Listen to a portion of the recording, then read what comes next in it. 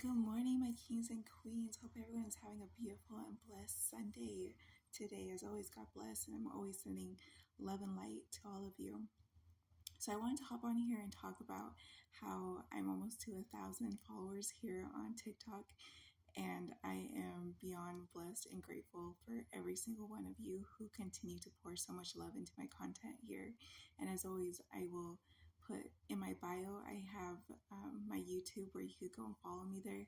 Follow me on here on TikTok. Continue to like my videos, share, save, and also on YouTube and Instagram. It's all under the same name, When Walking in Faith.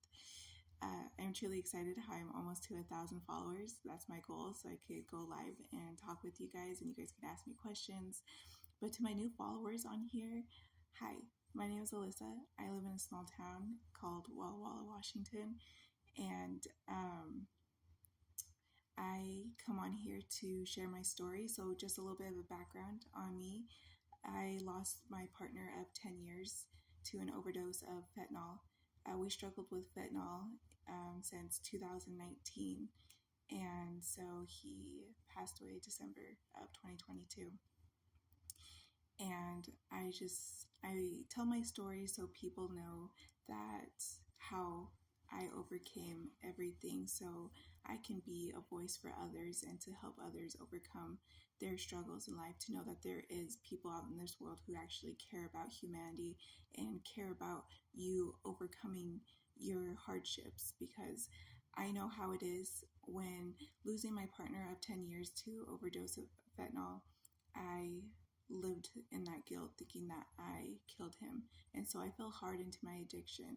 Not only that, but I struggled with alcohol since the age of 19 because I dealt with abandonment issues, daddy problems, when I turned 18, I found out that my father wasn't my biological father.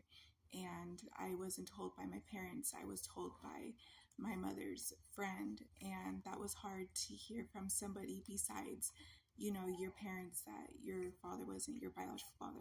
But he's still my father. I love him. He is the only father I know.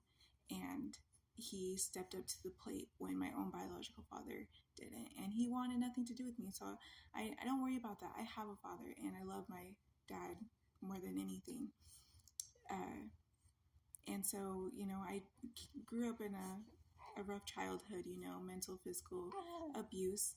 And so I was an angry child, and my parents dealt in addiction and gangs. And so I grew up in that lifestyle. And so I come from a background of trauma. And so, as I tell everyone on here, I'm the generational curse breaker. I stepped up to the plate and I took,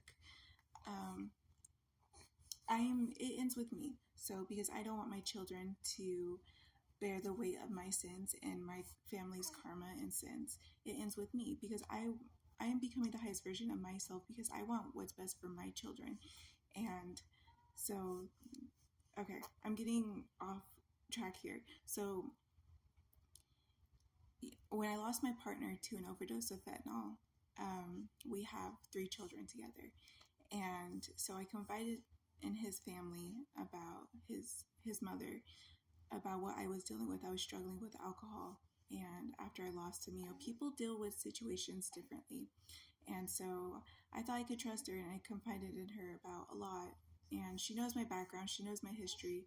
I've been in and out of jail since the age of 18, 19, and I've struggled with alcoholism, and I dabbled in pills, and then struggled with fentanyl in 2019. And so she pulled the rug from underneath me and took my kids away from me. And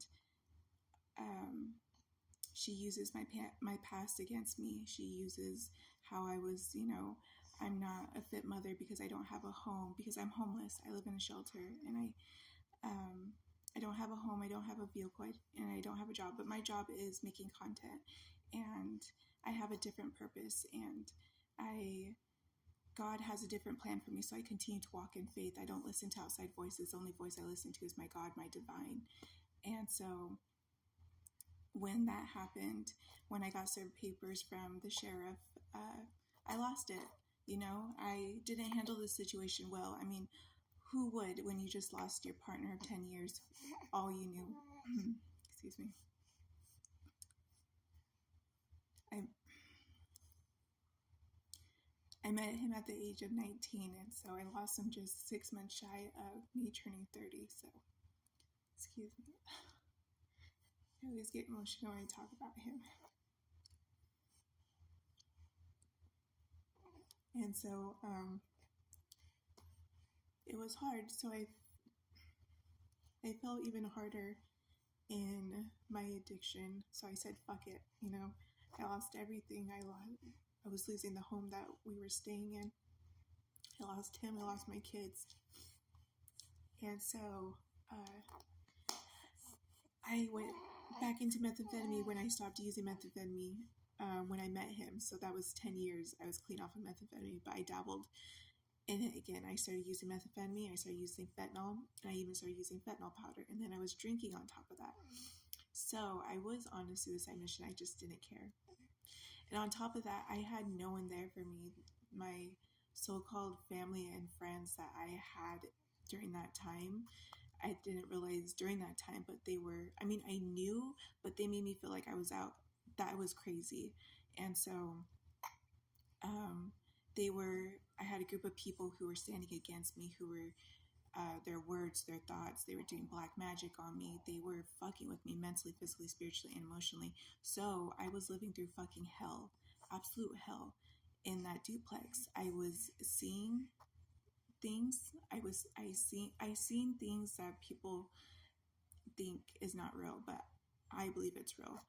If you believe in God, you believe in the devil, because there is such evil in this world. There are demons in this world, and people carry attachments to them. And so I allowed people into my home because I was living in this duplex by myself. And when you open your door up to people, you are allowing them, not just them physically, but you're allowing their attachments in the spiritual realm that are attached to them into your home. And I didn't realize that during the time. So I was experiencing a lot of spiritual warfare. And I mean, we're already in a spiritual warfare as is. And so I was experiencing a lot of evil and wickedness. And at that time, I didn't realize it was the people closest to me who were fucking with me. I mean, not just my side of the family, but my deceased partner, his side of the family too. And so you can only imagine that what I was going through during that time. And so that's why I continue to share my story, because I want people to know, you know, when all odds are stacked up against you, and you feel like there's no love and no hope. And that's how I felt like. I felt like there was no love. That no one loved me, and that there was no hope. And so I gave up.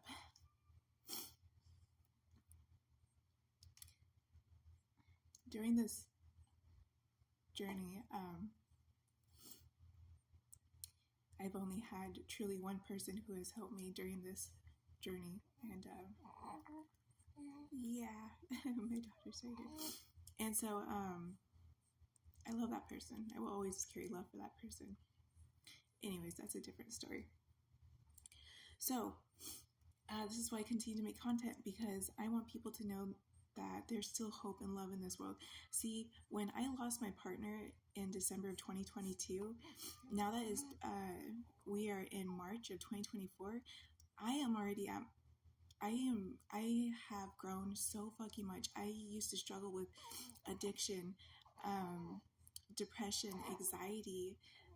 I was not the healthiest person, and I dealt with a lot of mental health issues, you know? And so I've came so far, so far.